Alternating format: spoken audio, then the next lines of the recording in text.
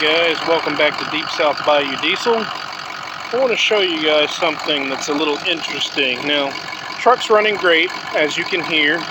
Now, I do have a bad exhaust back pressure sensor. That's why, if you listen to the exhaust,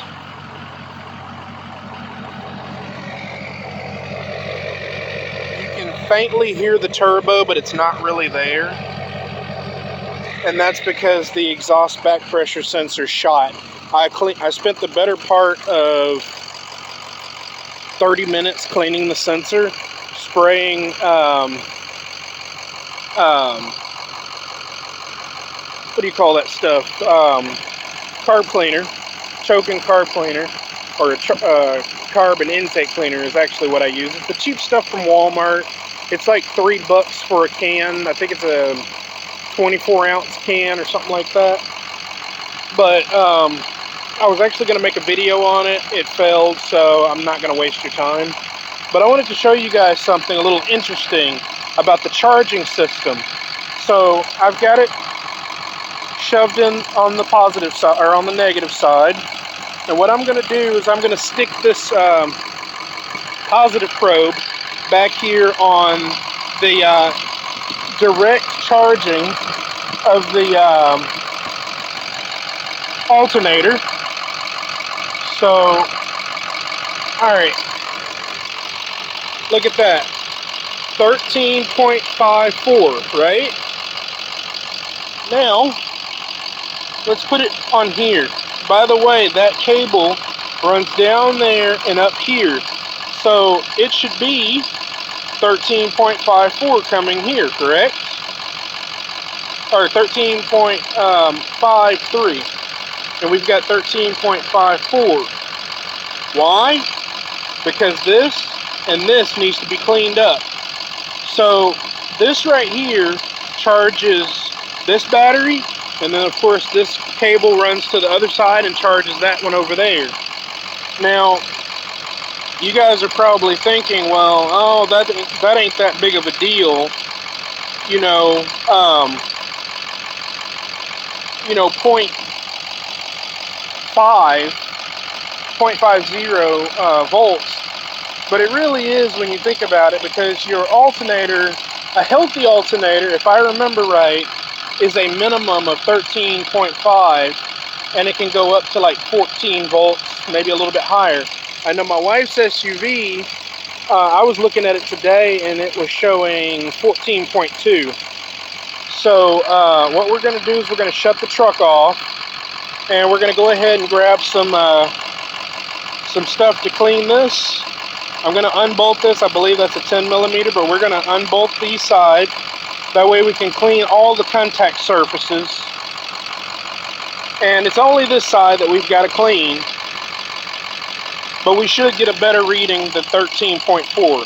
So I will be right back, and I'm going to get some cleaner, and I'm going to look for like maybe a scouring pad or something. I should have some metal brushes, but I have no idea where they are. So we're just going to improvise. If I have to, I'll resurface it with a razor. You can also do that. Just scrape the oxidized, rusted part. But anything that's painted or rusted is not going to conduct electricity very well, which is why it's showing 13.5 on the back and 13.4 up here. I'll be right back and I'll show you guys what I'm talking about. Alright guys, so here's my setup. Oh, let me turn that multimeter off while I'm not using it. So over here I've got I think that's a 13, and then the others are 8s. So I'm just going to pull my battery terminals off. I found my terminal cleaner. So of course this cleans the posts. Inside here you twist this off, and of course I can't do it one-handed, I don't think. Let me see here. There we go. But you clean the terminals with this piece right here, and then to resurface that, I'm actually going to just take it off, and I'm going to resurface it with a razor blade. Be very careful when you use these. especially if you use it in the manner that I'm going to, because it'll split you wide open. So I speak from experience.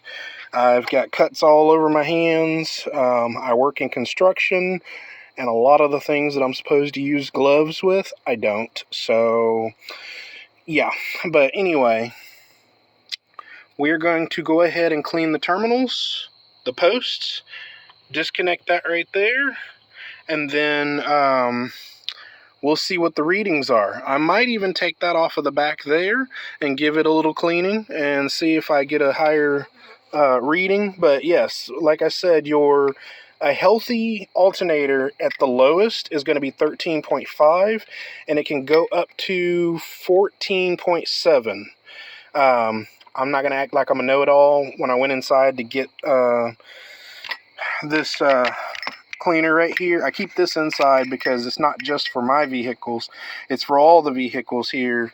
Anything with a battery that needs to be cleaned, so I keep it inside, that way it doesn't get misplaced. But yeah, I asked my wife to look it up, and so she did, and yes, a healthy alternator. I knew the minimum was 13.5, but I didn't know the max, but the max is 14.7. So if you've got an alternator that's putting out more than 14.7, you could be looking at overcharge, and your batteries could explode. So not to scare you, just trying to give you the information you need. So let me go ahead and clean these posts, clean the terminals.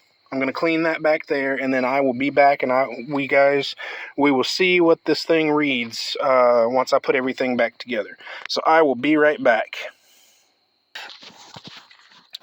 Alright guys, all I did so far is I got this one nice and clean. I cleaned this terminal so well that the copper was starting to show through on the inside. As a matter of fact, you can see the copper on the edges here. And then I got the post cleaned. But I stopped here because, as you can see, this looks fine. That down in there, that's called corrosion, and corrosion can keep your battery from charging. I'll tell you a story while you watch me. So I want you to pay attention to what this post looks like now. So get a good look at it. I mean, I want to put it right in your face. I mean, I want to be intrusive about this. But,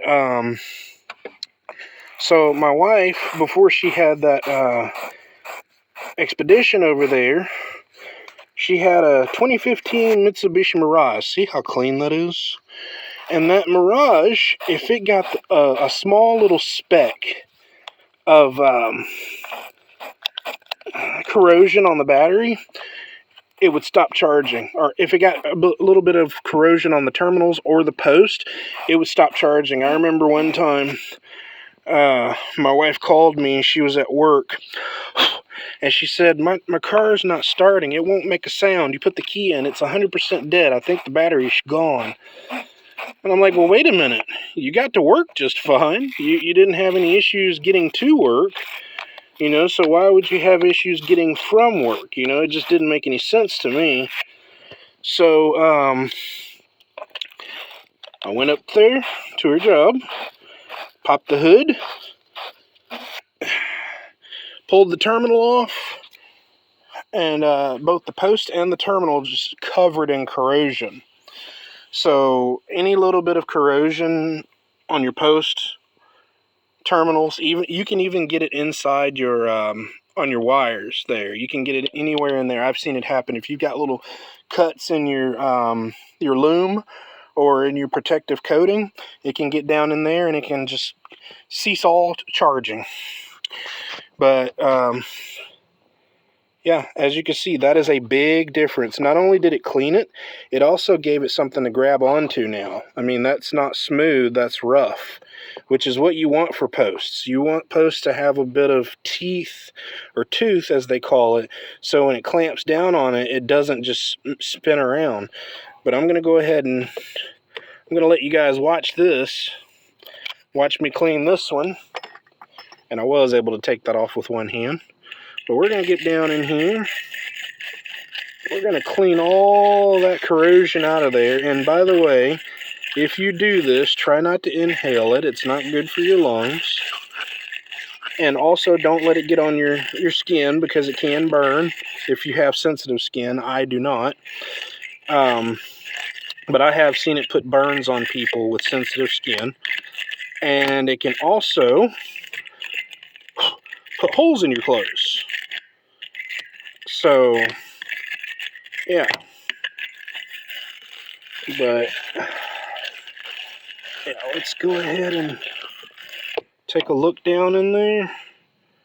And as you can see, it's starting to show that copper through there. Copper is very good conductor of electricity, current, well, I don't know about amperages. I don't know that much about electricity. I know enough to wire a house and, wire up, accessories on a vehicle, things like that, but I'm not an electrician. But, yeah, that looks a lot better down in there. So I'm going to clean this up a little bit more, and then I'm going to move on to the other side, and then I'll bring you guys back. But that's what I wanted to show you guys. And I should have known there was going to be corrosion on this terminal, because look right here versus look at this one. This one's clean. There was nothing wrong with this. I just decided to clean it up anyway. But yeah, so that right there is usually a telltale sign. And you see that green on your terminal or on your post, usually it's going to be followed by corrosion. So let me go ahead and finish cleaning all these surfaces up, and I will be right back. Alright, I wanted to show you guys what this looks like down in here. So as you can see, and that's actually not good either. That needs to be repaired. I'm just not doing it right now because I'm lazy. But right here, all of this is not a good contact surface. I know it doesn't look that bad. You're thinking, oh, it only gets the contact down in there. That's not true. But as you can see under there, look at that. That is disgusting. So we're going to clean that up with the razor. I can't get the little terminal cleaner down in there, so I'm just going to clean this up with the razor. I'm not going to show me doing this. One, I want to be able to pay full attention to what I'm doing using a dangerous tool like this. And two, I'm not trying to encourage this. I mean, my advice is to get you a metal brush that you could just run back and forth across here as well as up here, or get you a flap disc, or not a flap disc, polishing wheel that you could put on an angle grinder, or even really good, not good, really low low grit sandpaper. So like, don't use like 80, use like 300 grit, 400 grit, something like that, because really all you're wanting to do is just remove this. You're not wanting to remove material. You're just wanting to get all this, this bad surface and resurface it. That's all you're wanting to do. So 300 grit, 350, 400, something like that would be great. But like, if you use something like 80 grit, you're going to remove material and you're going to have a bad day. But I'm going to clean this, and then this. The reason I didn't take this whole thing off is you don't want this whole thing to come out from underneath here, and then you're fighting trying to put that back on. It's not worth the hassle. So just do one side, finish it, do the other side. I'll be right back. So you want something like this. So here's how it was, all oxidized and nasty. And then here it is, all scratched up and scuffed up. I did the same with this. This is really super sketchy when you're doing something this small. At least here, I'll show you guys. But again, I don't like encouraging this kind of thing because it's not safe. Keep your other hand out of the way. If you're, I'm left hand dominant. But, don't do this. Don't be trying to, shave it. Just stick it straight down and pull. Straight down and pull. And that way, as you can see, it's starting, again, let me do this little piece right here. I'll show you what I'm talking about. So, see how it shined that up? That's all I'm doing. You're just getting rid of this oxidized, nasty surface. Because when you buy it new in the store, this is what it looks like. That's what it looks like when you buy it new. And over the years, the heat, the grit, grime, gunk, all that, That's what happens. And it even gets underneath there, even though it's tightened down, all that stuff gets underneath there. And that's what you have to deal with is, because this right here is coming from this alternator. So if you don't have a good connection, you're not going to have good charge. The same thing applies to your grounds. If your grounds are not in the, like, even look at this bolt, I mean, I hope I don't have any issues with it, but I mean, that bolt is nasty. I need to invest in an ultrasonic cleaner. That's what I need to do. But yeah, your ground cables, which, let's see here, there's one right down in there. There's one there. My 7.3, I spent an entire weekend, because here's another one over here, which I have one on my 7.3 with that pink tracer right there. That's a very important ground to make sure it's clean. But I spent an entire weekend cleaning all my grounds. I was underneath the hood, underneath the truck. I was at the back end of the truck. So every single place I found a ground, I undid it, took some sandpaper, resurfaced it, put it back, bolted it down. And the difference is night and day. So if you have something simple like a dome light not working right, it's flickering, it could just be a simple ground issue. Just, you got grounds inside your vehicle too. So just find the schematics online of whatever vehicle you have, the year, make, and model, and just, find all your grounds. Take you some sandpaper, brush, whatever you've got, metal brush, and, just go through it and clean all your grounds. The difference is night and day, man. I'm telling you. But let me finish this up, and we're going to see how this thing charges. Alright guys, so after I got everything cleaned up and everything put back together, here's what we're reading out here. So, if you round that off, that's 13.5. If you go to the nearest 10, that's 13.5. So, before it was reading 13.43, if I remember right. So, let's go on the inside here, where it's a little quieter. Oh, all right. So, again, 13.4, correct? Now, look at that. If I were to put that positive terminal on that multimeter on the back of the alternator, that's what it would read. And if you saw it jumped up to 13.8. It's varying. It goes back and forth. There's 13.8 again. But here's the weird thing. So I pulled up a couple of PIDs here for my own, I was looking for some info. So battery positive. So if you look right there, 13.1, 13.0. So how is it reading 13.7, 5, 6, 7? But if you look down here, it's 13.2. If you look there, it's 13.4. If I go to the multimeter, it's 13.4. So what freaked me out is when I went on here, this said 12.3, and it was jumping up to 12.7, but it would not go above 13 volts, which is not good. We're above 13 volts now. It was like 12.3, between 12.3 and 12.7. That's what it was reading. And so, I was like, oh, I'm going to break down going down the road. I don't need that. The alternator's not, because some of the older vehicles, the alternator can run the vehicle. Like if you pull the battery on my wife's 07 Expedition, it's going to die because the alternator doesn't keep the vehicle charged. Some of these newer vehicles don't do that. But like my 7.3 back there, I can pull the batteries off once it's started and it'll keep running on its own. The same with this 0660 does the same thing, and that's an 02 back there. But the reason that you keep hearing it stumble, my exhaust back pressure sensor is gone. It's shot. I spent the better part of the evening trying to clean it, and no dice. Oh, it is 406. But as you can see, the barometric pressure is 14.6.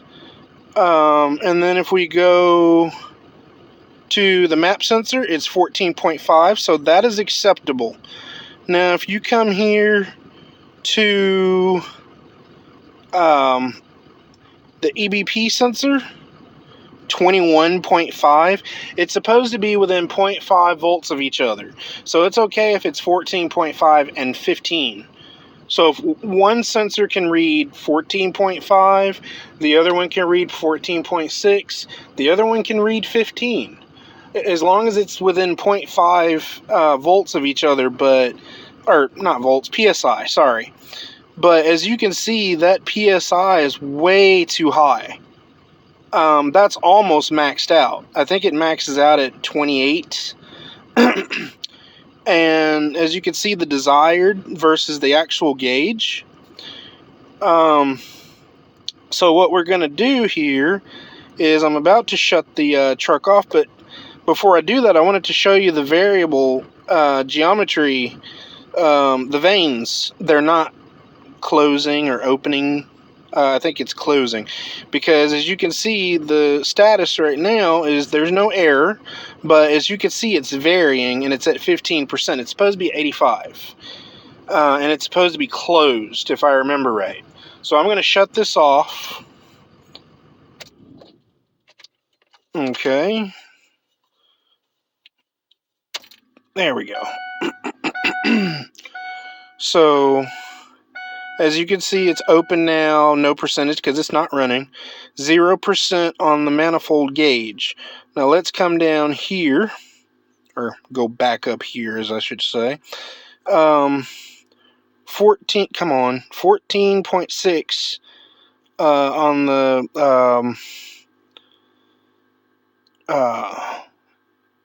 barometric, 14.7 on the map. Okay, and now let's come back up here to the exhaust pressure. How in the world is that still 21.3? And then when you go here, the desired is 3.2, and it's reading 5.9. It's actually supposed to be reading 0 since it's off, because let me show you where's the gauge. Let's see another gauge. So we're looking at gauges right now. So that gauge is reading 5.9 with the vehicle shut off, correct? Alright, so let's go back this way. And where's another gauge? There it is. Manifold gauge pressure, 0. Why? Because the truck is off. So it shouldn't be reading, what is this? 5.9, so pretty much 6 psi. It's not supposed to be reading anything.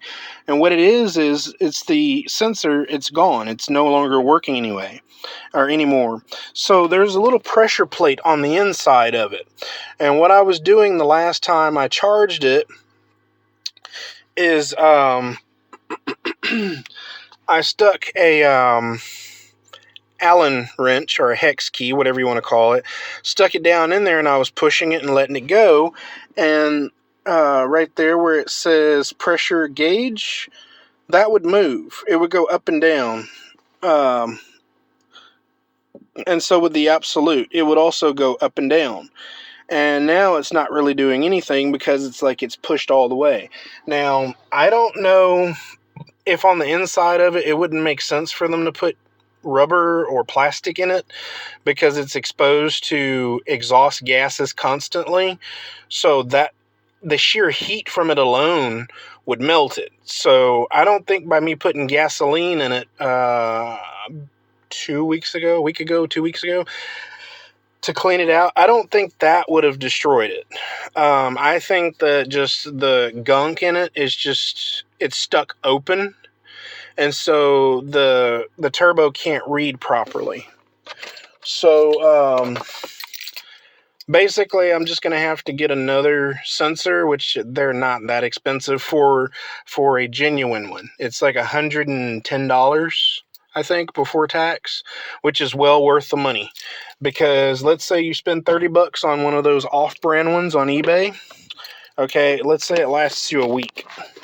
Okay, that's a week that you spent 30 bucks, and now you got to turn around and spend, if you're dumb enough to buy another one from that same seller, you just spent another 30 bucks. So you spent 60 bucks.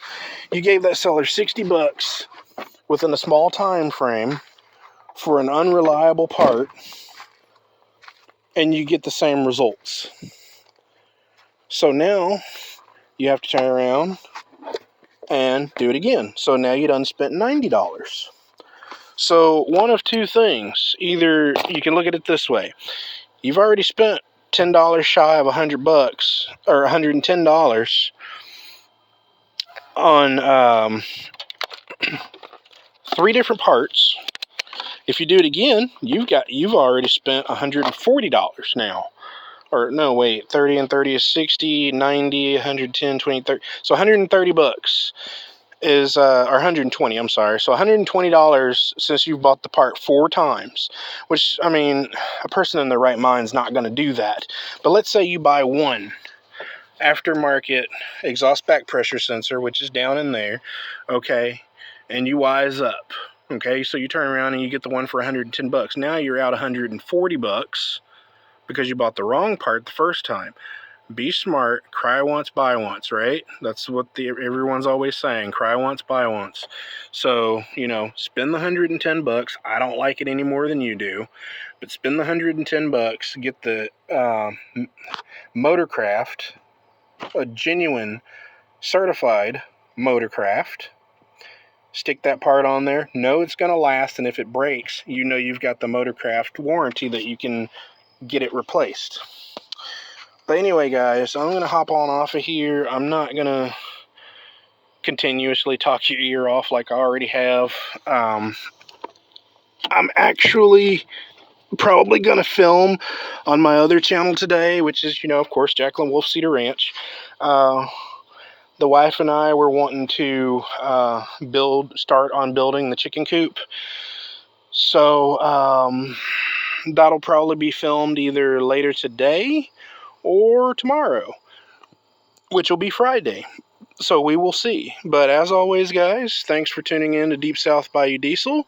Let's continue growing this channel, and, you know, when I'm not filming over here, of course, you know, be sure to binge watch on this channel and my other channel, which is j.w.c.r Ranch.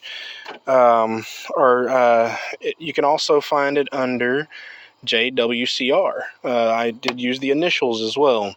So, you know, if you guys know my rooster, which his name is Raptor, if you see that picture next to j.w.c.r or j.w.c.r Ranch, you found the right channel. I'm looking to grow that channel. I have 27 subs on that channel right now. I'm looking to go with a minimum of 50. That way I can start doing lives on that. I can already do lives on here. I have 94 subs, and I appreciate each and every single one of you. But I'm looking to grow both of these channels. So please help us out. You know, any little bit helps. You know, the channel literally cannot grow without you guys. So, I mean, you guys are the ones that decide how big or how small the channel is. So, thanks for watching, guys. Later, Gators. Finding out what country really means. From the bright city lights to the small town scenes, they're all chasing cars.